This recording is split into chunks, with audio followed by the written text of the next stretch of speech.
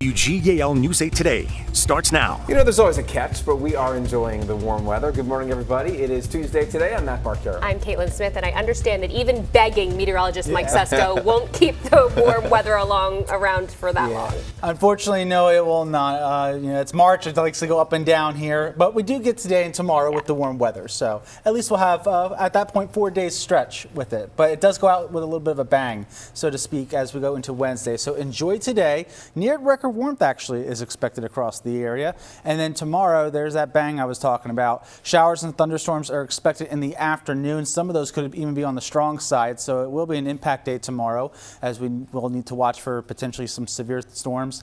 And then we return to seasonable levels as we go into Thursday, as in we drop back to around 50 degrees, including in Hershey. Right now, it is quiet outside. You step out on this Tuesday morning, you do need that light jacket, but check out Gettysburg and Chambersburg already in the low 50s, but not too far away. York is at 36 degrees. It's 43 in Lancaster, 40 in Harrisburg. And as we take a look at Storm Team Live Radar Network, it is quiet across the entire area. We will see some clouds increase throughout the day today, and that will help keep us just shy of that record, which is 79 across our area. We'll get up to 76 though, so still a pretty nice day. Tomorrow, like I said, do have to watch for some severe thunderstorms across the area. That'll be mainly in the afternoon, guys. We'll be talking more about that and what we can expect in a little bit. Okay, thanks, Mike. The FBI searched a storage unit in Langhorne, Pennsylvania, as part of an investigation into two Bucks County teenagers. They're facing several charges after police said they threw explosive devices into a crowd at a protest outside the New York City mayor's home.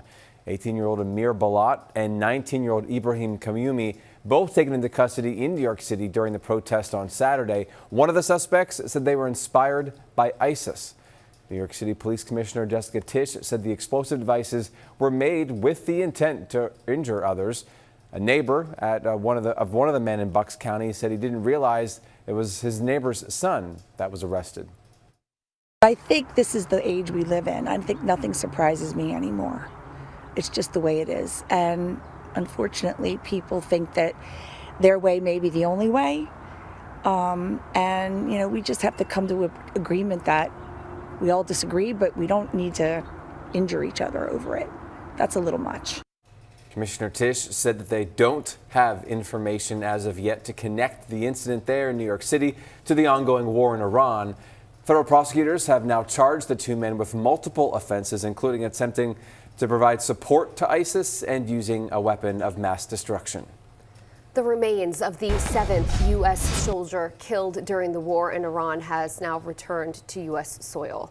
The dignified transfer of Sergeant Benjamin Pennington took place at Dover Air Force Base in Delaware last night. The Army says Sergeant Pennington died a week after being hurt during an Iranian strike on an air base in Saudi Arabia. Pennington was from Glendale, Kentucky, and was assigned to the 1st Space Battalion in Colorado. In his address yesterday, the president says that he met with the families of the fallen soldiers. In the Susquehanna Valley, truck drivers and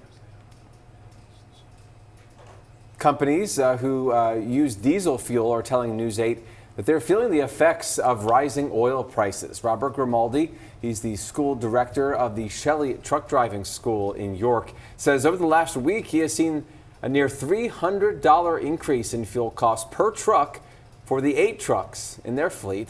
Robert says that companies they work for are feeling the effects of these rising prices as well, and it trickles down, eventually making the cost of the product that they're moving in those trucks go up as well. For owner-operators out there who have to foot that bill initially, the cost of fueling your truck goes from, maybe $1,000 to fuel your truck to now $1,500 to fuel your truck. And where's that money going to come from?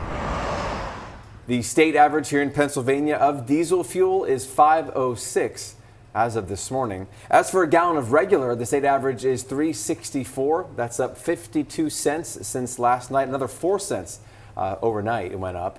The averages in most Susquehanna Valley counties is either at or above the state average. Mifflin County, the highest as of today, with an average of $3.80 per gallon. Franklin and Lebanon counties the lowest right now at $3.57. And the Hearst Get the Facts data team is helping you navigate through these rising prices at the pump. You can scan the QR code on your screen. That'll take you to an interactive map that gets updated showing the average gas prices in the country by county. This morning, a community is mourning after a state trooper was shot and killed Sunday night in Chester County. And there is a growing memorial outside of the Embryville station. That's where Corporal Timothy O'Connor worked for 15 years. You could also see flowers and flags covering his patrol car. As I told his wife, Casey, his mother, Maureen, and his father, Tim, there are many questions, many of which will go unanswered. But the one thing we absolutely know for certain is that their son, their husband, was a hero. Corporal O'Connor was shot during a routine traffic stop near Route 10. He was 40 years old, and as you heard the governor talking there, leaves behind a wife and a young daughter. And we are hearing from a resident this morning in Hanover, York County, who says he found a flyer for the KKK in front of his house. Kyler Piles says he pulled up to his driveway and saw a plastic bag with candy inside and also this folded up flyer from the KKK. He says he and his sister found it Saturday night. Looking up the phone number and seeing that it came back to a phone number that was connected to KKK cards in Mechanicsburg 4 months ago. Piles says he posted a picture of the flyer in a community Facebook page where he says some people also saw those flyers over the past few weeks. News 8 did reach out to Hanover Police, and so far we have not heard back. Leaders in Jefferson Borough, York County say they're reaching out to PennDOT now for help after the town square there has been damaged by vehicles 6 times in less than a month. This comes after a vehicle damaged a Civil War era cannon that we were telling you about just from over the weekend. The Borough Council president says the crash happened early on Sunday morning on Berlin Street there in the traffic circle. He says someone came speeding down, didn't make the turn, went through the traffic circle, hit a pole and that cannon. We're driving too fast, and obviously we probably don't have enough traffic calmers or signage, very obvious, that they know it's here, apparently. Well, the council president you just heard from says the crash with the cannon caused thousands of dollars of damage. The borough now plans to ask PennDOT for recommendations on how to make that traffic circle safer. The USDA confirmed another Lancaster County flock tested positive for avian flu. That confirmation came on March 6th and affected 175,000 birds. The last reported outbreak there was February 24th. Now, in the last 30 days all across the country, there have been more than 10 million birds affected by avian flu. About half of them are in Lancaster County. Gettysburg is looking for a new mayor. Last night, the Borough Council formally accepted the resignation of Chad Allen Carr. He's only been in the role for about 2 months. He resigned, and his resignation is attributed to a personal legal matter.